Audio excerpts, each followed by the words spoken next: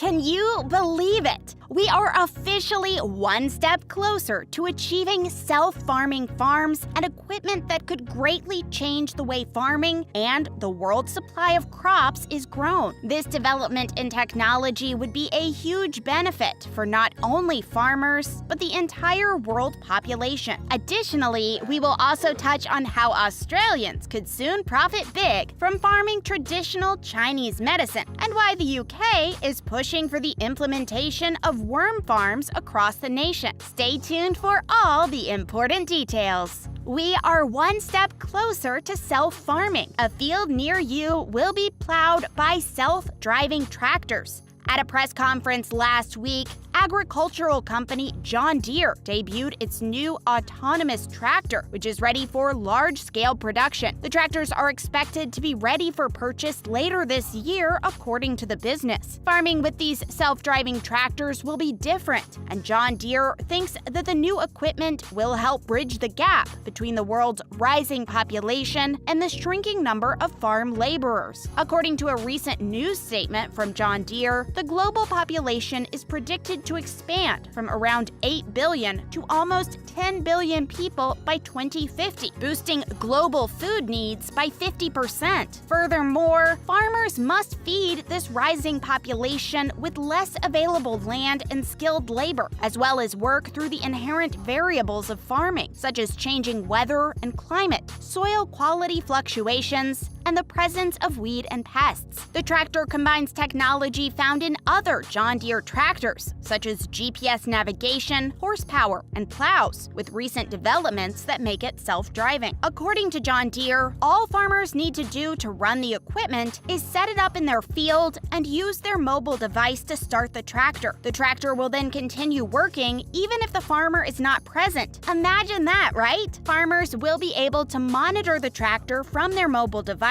and see things like live video, photos, data, and analytics that allow them to make any necessary modifications. Despite the fact that this may appear to be a significant step forward for farmers, John Deere has been automating most of their equipment for nearly 2 decades. Many of the company's tractors now have an auto-steer technology that uses GPS to find and guide them. While these tractors still require a driver to remedy blunders and keep an eye on the plow's course, they've removed a lot of the burden off of farmers' shoulders. This new tractor just advances these already existing technologies. Farmers with thousands of acres are likely to be among the first to purchase John Deere's latest self-driving tractors. The John Deere 8R tractors are huge equipment meant for big farms, with variants ranging from 230 to 410 horsepower. While the business hasn't revealed the price of its new autonomous tractor, non-automated tractors in the 8R line may cost more than $600,000. The automation system will be sold as a kit that can be put on other John Deere tractor types, according to the company. The company also says it's considering launching a subscription service, but doesn't reveal how much it'll cost. Additionally, John Deere isn't the only company developing self-driving farming equipment, and it's unclear if large self-driving tractors are the greatest application of the technology. Case has an idea for an autonomous tractor that doesn't even have a cab for a human driver, while AGCO, which owns agricultural equipment names like Fendt and Massey Ferguson, is developing smaller autonomous machines, such as a seed-planting robot the size of a washing machine. DJI, the well-known drone manufacturer, now has a division dedicated to flying farming robots that can assist with everything from crop monitoring to targeted pesticide spraying. The competition in this area of the industry is fierce due to the fact that scientists are really pushing towards self-sufficient farming, as it has so many endless benefits for the climate and environment. When you consider that the farming business is now experiencing a labor shortage, which some claim is worsening, autonomous farming equipment becomes even more tempting. The fact may assuage fears that automation will rob humans of their employment, but it will likely be years before we know how disruptive widespread adoption of agriculture technology will be to the labor market. Self-driving tractors and other autonomous farming equipment are expected to bring in a new era of higher yields, according to farmers and experts alike. Precision farming is based entirely on the premise that by better understanding the soil and solving crop difficulties, we can squeeze more production out of the world's limited amount of farmland while minimizing environmental damage. This contributes to a rising argument about whether industrialized agriculture is profit-driven and abusive of the earth, or whether integrating farms is a more efficient option. We could have it both ways if autonomous farming technology is properly implemented. For the time being, as researchers work on making drones and swarm bots smarter, we have John Deere's self-driving tractor. The new self-driving machine is moving autonomous agriculture further into the mainstream, even if it isn't practical or cheap for every farmer. And unlike a TV that can display NFTs, this technology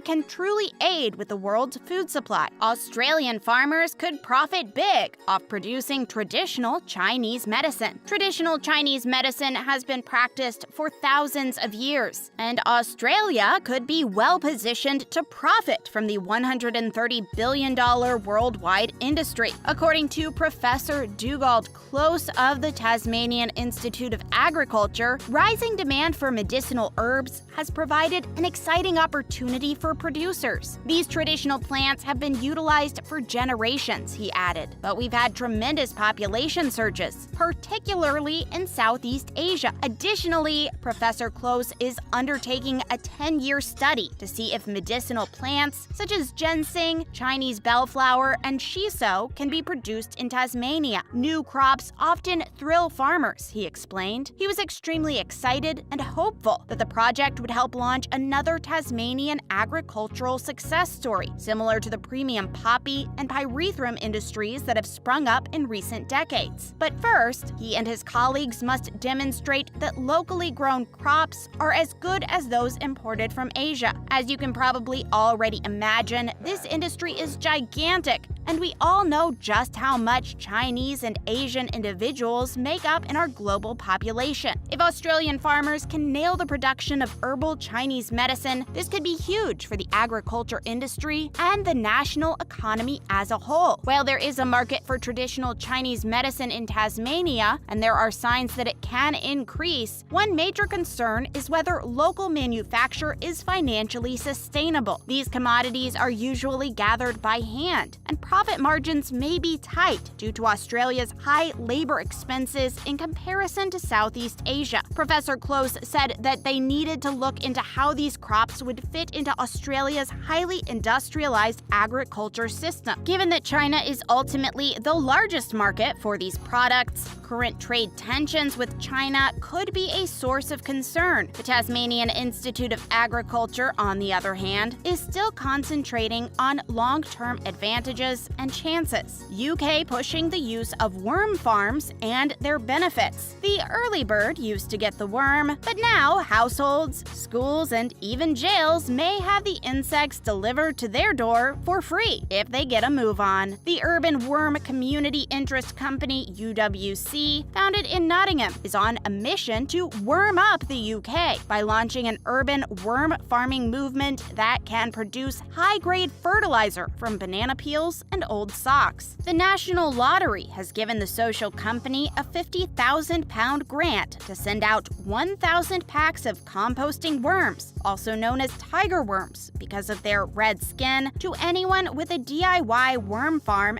capable of housing a population of 100. Worms are unrivaled in terms of organic waste managers and fertilizer producers. They can eat up to half their body weight in organic waste per day and lower the amount of that garbage by 90% in 2 to 6 months. Worm castings, also known as worm dung, produce a soil that is rich in the 14 nutrients that plants require to thrive. Each growing season, 1 tablespoon of worm feces per plant is sufficient. The best part is that they require very little upkeep. Worms don't even require waste food. Simply pick a box, fill it with moist shredded paper, cotton socks, and an old wool sweater, and you're ready to go. Worms will consume almost anything scraped up. So, what are some of the benefits of worm farms? Well, first up, it helps eliminate food waste in our bins. Food waste that is thrown away in the garbage is harmful to the environment, not to mention the high cost of transporting food waste to a landfill. A worm farm recycles food waste and replenishes the soil with nutrients. Aside from that, your rubbish can will be less filled. Secondly, worm farms are practical, space-saving, and environmentally friendly, ideal for both indoor and outdoor use. You may keep a worm farm in your flat or under your desk at work, for example. During the summer, I keep mine stashed away near our spare toilet. And finally, worms love organic garbage. Therefore, it's a good way to manage waste in a sustainable way. Domestic and industrial waste management solutions that are efficient, ecological, and cost-effective from food to animal waste. And there you have it, everything you need to know about how we are one step closer to achieving self-sufficient farming, thanks to the farming giant John Deere and their recent announcement regarding autonomous tractors. Thanks for watching.